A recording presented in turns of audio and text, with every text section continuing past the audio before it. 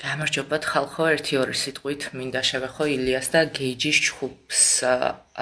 ჩემი პირადი მოსასწრებით ეს ჩხუბი არ იყო ისეთი როგორც უნდა ყოფილიყო, იმიტომ რომ გეიჯი იყო სტეროიდებზე.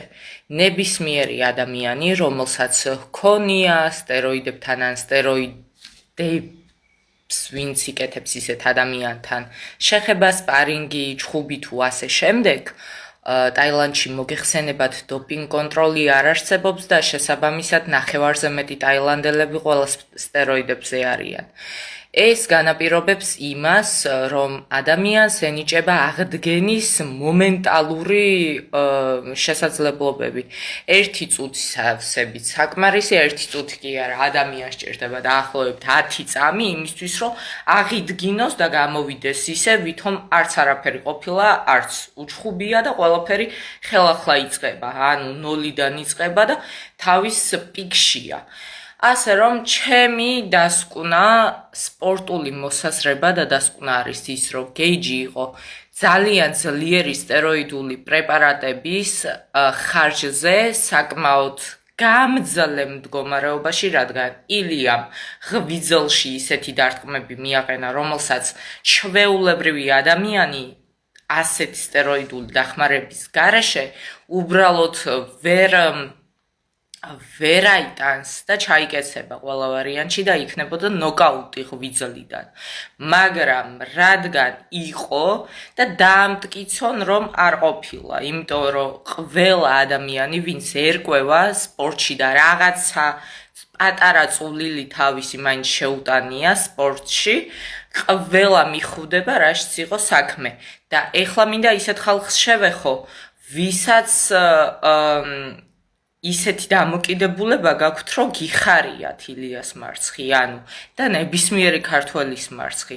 თქვენ ვერასოდეს ვერ განვითარდებით, ვერასოდეს ვერ ახვალთ მაღალ საფეხურზე და იქნებით ყოველთვის დაბალ დონეზე და იქნებით სხვისი გამკიცხველები.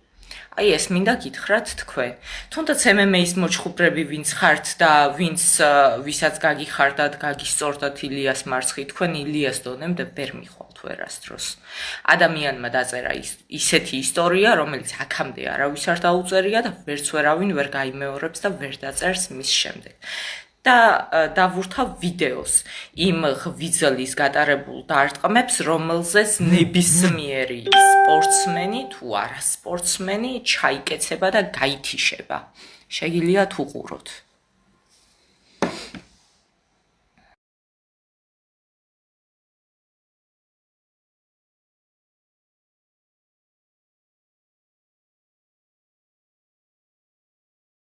როგორც ხედავთ, ილიამ საკმაოდ ზუსტი დარტყმები გაუტარა ღვიძლში.